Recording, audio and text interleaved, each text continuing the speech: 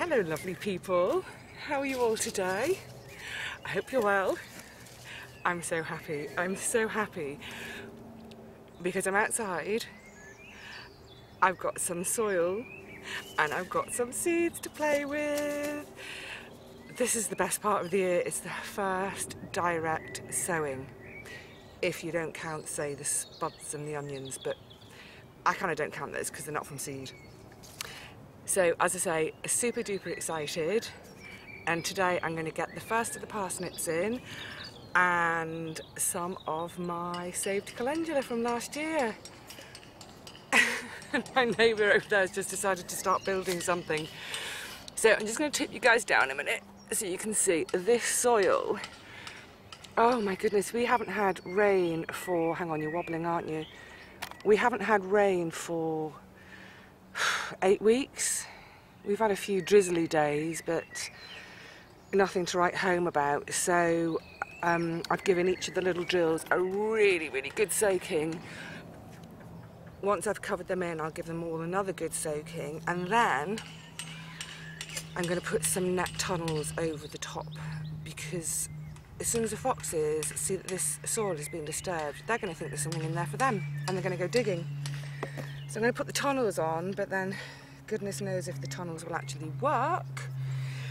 I think the mistake I made last time when they were on the onions is I didn't put any sort of bricks on the ends, so they were shooting through. Okay, so parsnips. This year I'm going to do tender and true again, which I've done sort of for the last 4 or 5 years. They're a nice long root, but germination can be a bit iffy with them. What I tried last year was the half-long Guernsey, is that showing? Which is a shorter root but fatter, and the germination with these was great. So I'm going to do 3 rows, 1 of the tender and true and 1 of the half-long Guernseys. And hopefully that'll give me loads and loads of snips to have over the winter. Now, the thing about parsnips is you do need to buy fresh seed each year because it just doesn't keep very well. I have in the past tried to kind of eke a packet out for a 2nd or 3rd year. Germination was absolutely rubbish. I don't save my own seed. I really need to start looking at saving my own parsnip seed. Problem is, you sow it this time, round about now, sort of April, May. You start harvesting about November and then right the way through till this time next year, well, about mid-March, end of March. And they'll produce seeds that following autumn. Now, the problem for me is I'm a bit of a greedy gut, so and there'll be 1 parsnip left and I'll say to myself, I'm saving it for seed, it's seed. And then I just can't resist temptation and I end up scoffing it. So I'm going to sow these really quite thinly. Let's see if I can bring you guys down here a second. I'm going to sow really pretty thinly because I want to sort of save myself having to do too much thinning later on. You can actually, I know people who sort of make a hole, fill it with a sort of sand compost mixture and then station sow. I've tried both ways. I don't see a huge difference in either way. I mean, if you were growing for competition, you might want to dig your big old hole so you get a nice long fat root, but I'm not interested in growing for competition. This is growing for the kitchen, so this will suffice. And you don't want to do it on a windy day because they blow everywhere. Today's not too bad. It's just so lovely to be outside. The birds are doing their thing. They're singing their hearts out, bless them. It's not too hot, it's not too cold. It's just so lovely to have the first sort of sowing session of the year outside.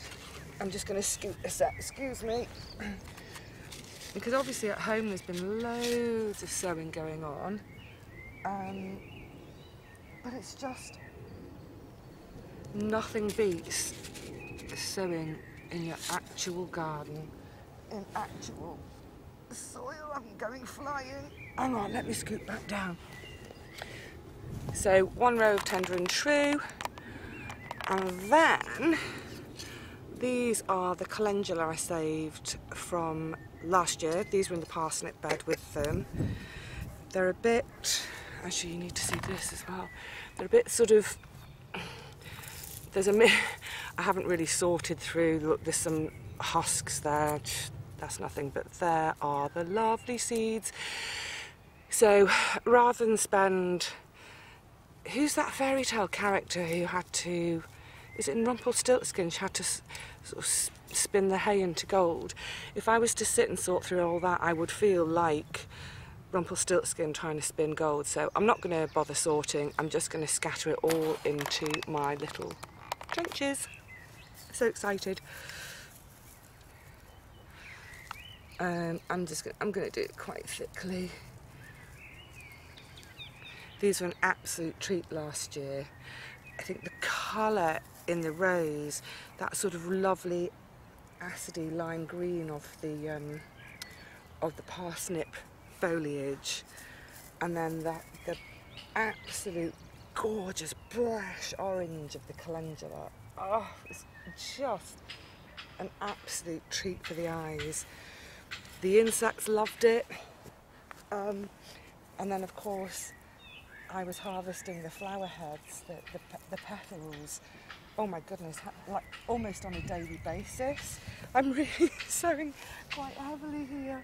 And I think what was really lovely was for people who were sort of visiting the plot, for especially some of the more new people who just started last year, who I didn't know, they didn't know me.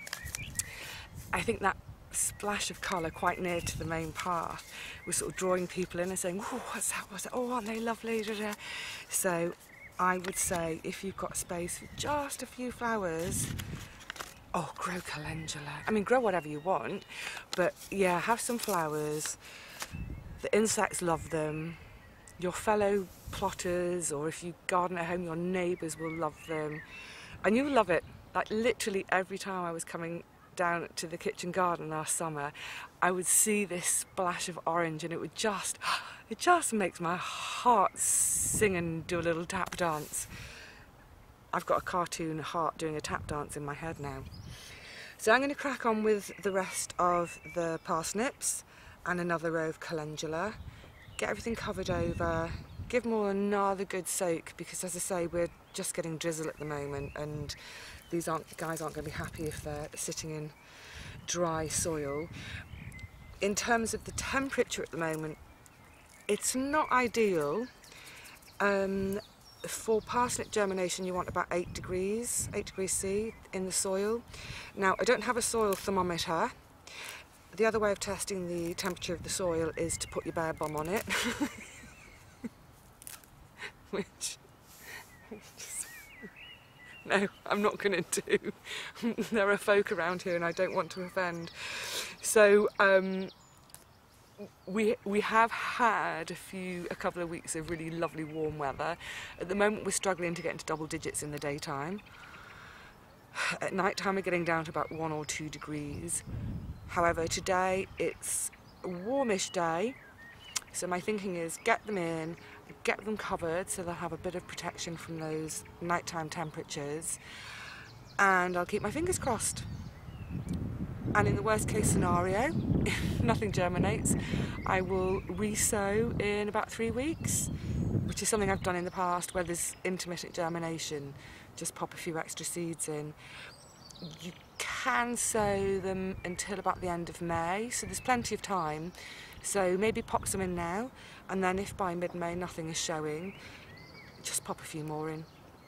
You need to be patient with parsnips. They do take they can sort of take 2 to 3 weeks to germinate. Oh, but they're so worth it. They're so worth it. Absolutely gorgeous veg.